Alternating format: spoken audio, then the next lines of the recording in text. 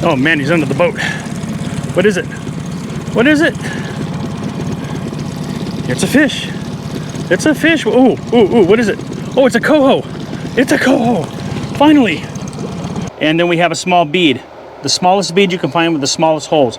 They come with these bobber stoppers. Then we have the corky on top. Then we have our bobber doggin float. Then we have another corky. Then we have another bead. And then we have the rubber bobber stopper down at the bottom. And then we have our leader.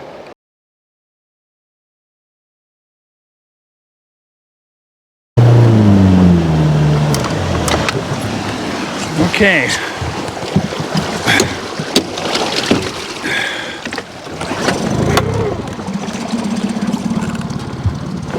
Okay, well, same setups as before, same eggs, same deal. I'm like a broken record. For you young kids out there, a record is one of those round, flat vinyl things with the grooves in it that plays music.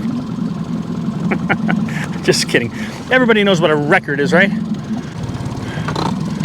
So, to give these fishing attitude adjustments what I need to do. Because sometimes you can come down here and you just nail them, and other times they don't want to cooperate. This journey started in the 60s, and I have fished from Alaska to Florida, hunted the Arctic for caribou, and combed the coastlines of Kodiak and the Aleutian Islands in search of meaning and purpose. These excursions exemplify a deeper understanding of success beyond that of just catching fish or bagging big game. They are about the chase and learning who you are. They are about exploring, appreciating, and respecting the vast expanses of our nation's forests, lakes, streams, rivers, and oceans, and finding our place in the universe. My name is Gene Quinney. These are my stories, this is my life, and these are my adventures.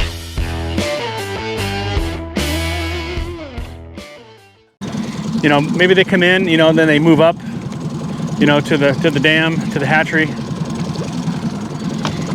And then you just happen to be here, you know, when they come up in spurts, not squirts, but spurts. Come up in squirts. Well, yeah, they do, right? They're spawning.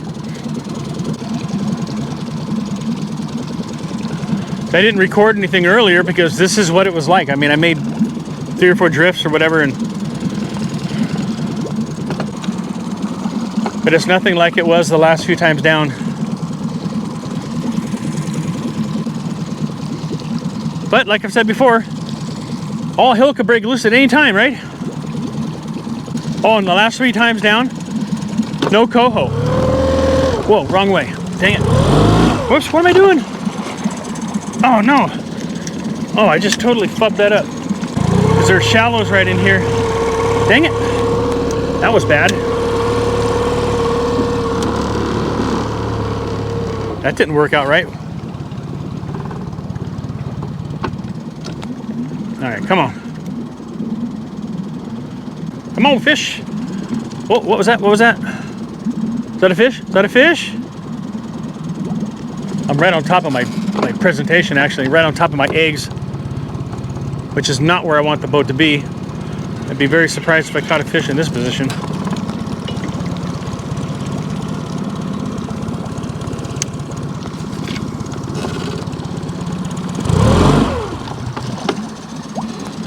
There was one time last year I came down here and I could not control the boat for some reason. I don't know if my brain was not working properly or what was going on, but I was having a heck of a time trying to control the boat and put the boat in the right position where I wanted it, and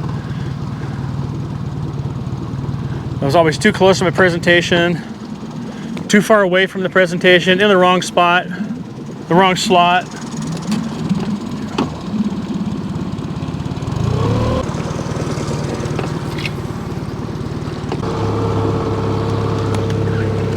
But let me get in my groove over here.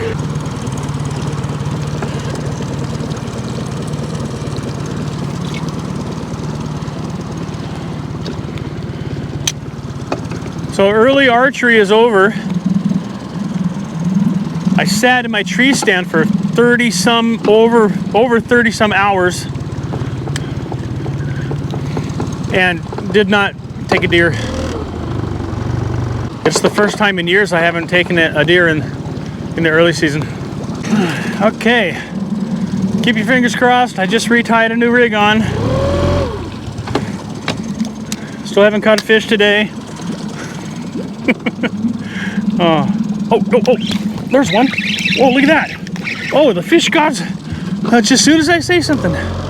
As soon as I say something, the fish gods bless me with a fish. Oh my gosh. Okay. Oh man, he's under the boat. What is it? What is it? It's a fish. It's a fish. Oh, what is it? Oh, it's a coho. It's a coho. Finally. Finally. Finally, come on.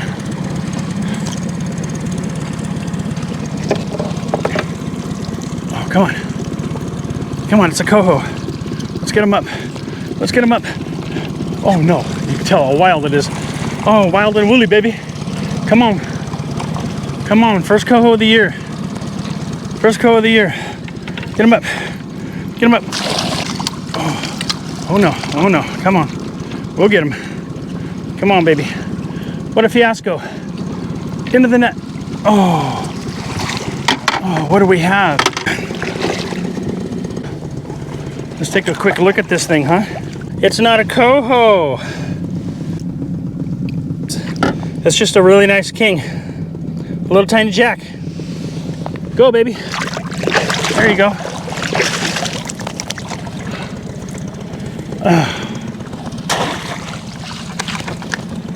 Oh, that was pretty cool though. Dang it.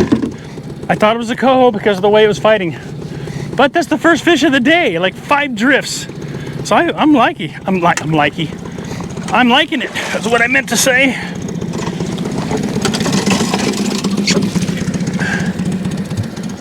Whew. Okay. I gotta tie on a new rig. Broke this one with the pliers.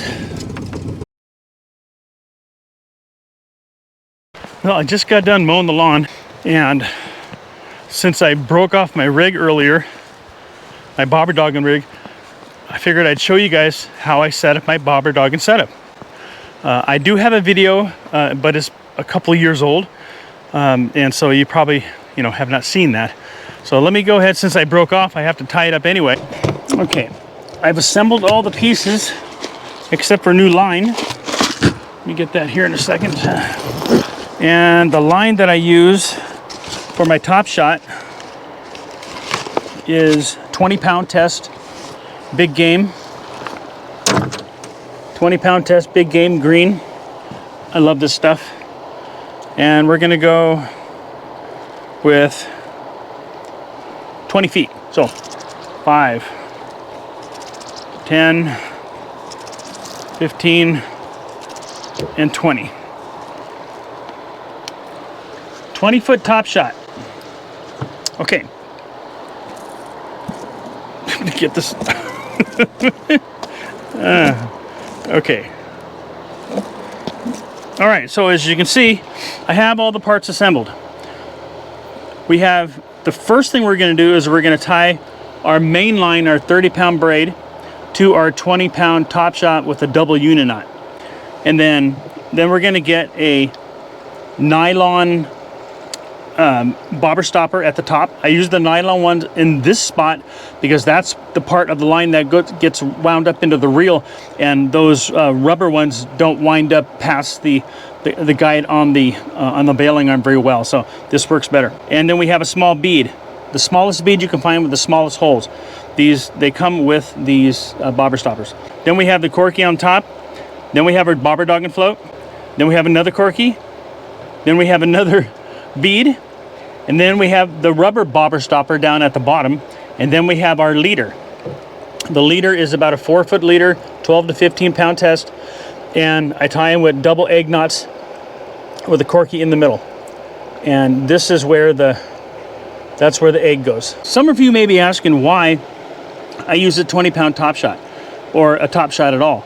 Well, I like braided line because braided line it works well when you're floating, no matter what kind of float rig you're using, because it lays on the surface of the water. You can mend your line really well, but I don't want anything bright and yellow like this down in the water column where they're anywhere near where the fish are. I lay them side by side like this, make a loop starting with the monofilament side, and you want to twist it at least 6 times. Here, like 1, 2, 3, 4, 5, 6. So you have it 6 times like that. Pull her tight, and you can see how that pulls together. That's the monofilament side. Okay, just turn it around and do the braid side. On the braid side now, get some line through there. On this one, I'm going to go at least 12 wraps.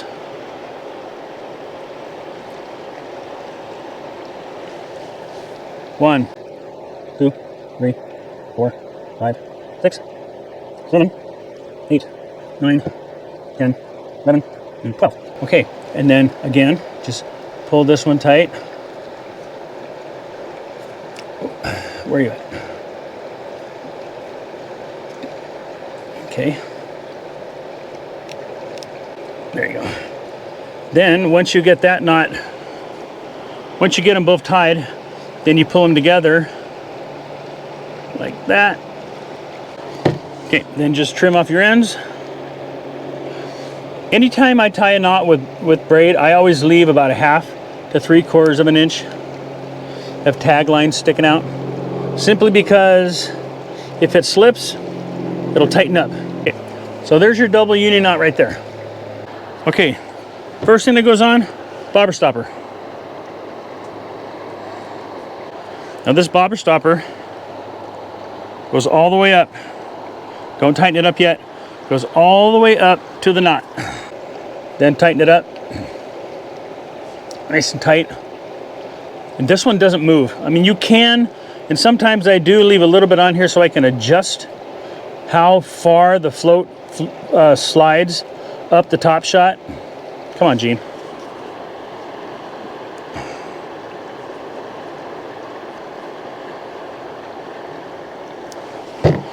But we're going to cut it off so it's just right there. Okay, all that's going to do is help the bead not tear up the knot or hit the knot. Okay, now the bead, then the corky. I always, when you have a corky that's like this, I always put this nub down so it slides inside the bobber. So it's going to go this direction like this, and it'll fit in there. Okay, now after the float, back down to the end. Okay, after the float, the first thing is the corky. Second thing is the little tiny bead. Then we have the bobber stopper, the rubber bobber stopper. So then this bobber stopper here stays down at the end. In case this knot breaks, that goes to the drop swivel. And theoretically, when this knot breaks, that bobber stopper, the rubber bobber stopper, is going to stop the float from floating off the line. Of course, that all depends on where everything breaks.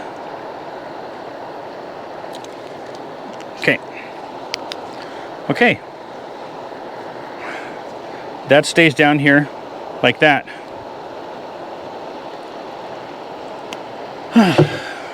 Then we have the stick weight, and then the leader. I just heard a fish jump. The leader is last,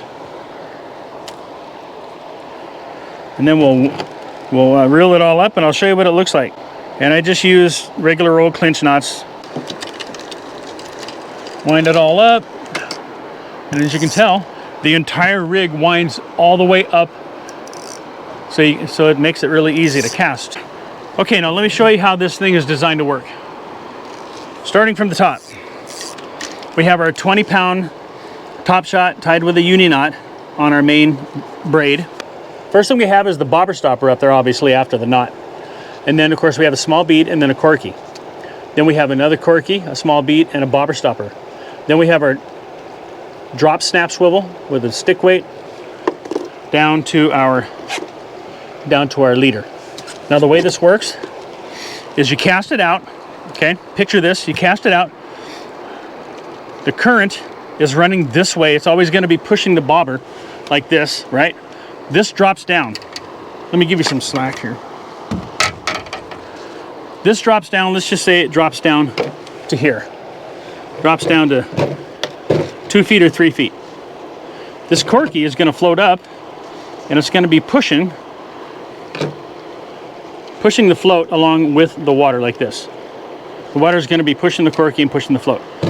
As this drops down to the bottom, as it gets shallower, this is going to float up because the current is going to be pushing the float all the way up 20 feet. So you have to remember that this float is going to be 20 feet up this top shot. So it's going to be, if the water is really shallow, it's going to be out like this. And then as it gets deeper, it's going to be down like this. But this rig is always going to be tapping the bottom. It just depends on how deep it is. And that will determine the angle that it's going to be bouncing at. Sometimes I get into deep holes out here where it's actually floating straight up and down because it's deeper than 20 feet. And then your float will do this number here. And it'll look like a regular float because the weight and everything is just pulling it down. But generally, it's going to be pushing along the surface like this at an angle, so your presentation is always on the bottom. Well, that's how I set up my bobber doggin rig. So let's get back to the video. Okay, just caught the first fish of the day. And I broke off my own leader with my pliers. The hooks are so small, and the way I tie these egg loops is I do a lot of wraps, so there's a lot of loop in the line. That way it holds the eggs really well, but it also covers the shank of the hook with the line. So it's hard to get the hook out with a pair of pliers without actually breaking the line. It's kind of a double-edged sword. But I like using these little hooks.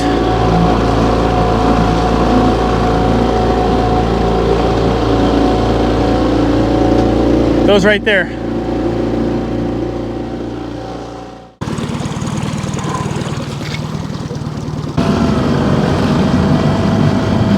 I'm 1-0 on the fish, but like 6 drifts. Took 6 drifts to get there. Okay, so come on.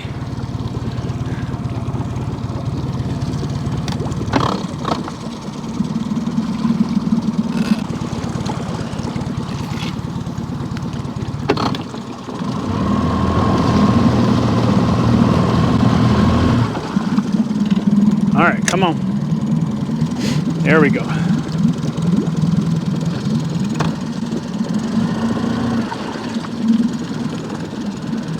Ooh, ooh, ooh, what's that? What's that? That's a fish. That's a fish.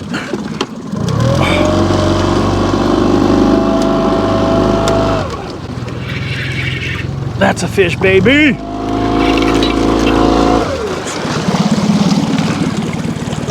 Okay. What is it, though? Oh, it's a little bit chrome. It's a bigger fish than the jacks that I have been catching. Oh, it looks like another Jack King. Dang it. Man, there's a lot of Jack Kings up here. Oh, it just popped off. Oh, story of today. If I'm not breaking off, I'm losing fish, I'm snagged up. It's actually kind of funny.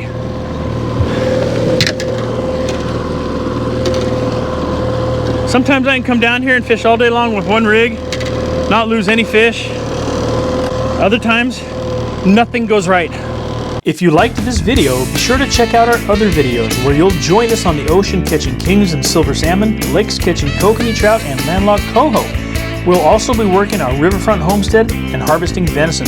Stay tuned for more fishing and hunting and outdoor adventure videos. Be sure to subscribe to the channel and hit that bell button so you get notifications of new uploads. Thank you for watching.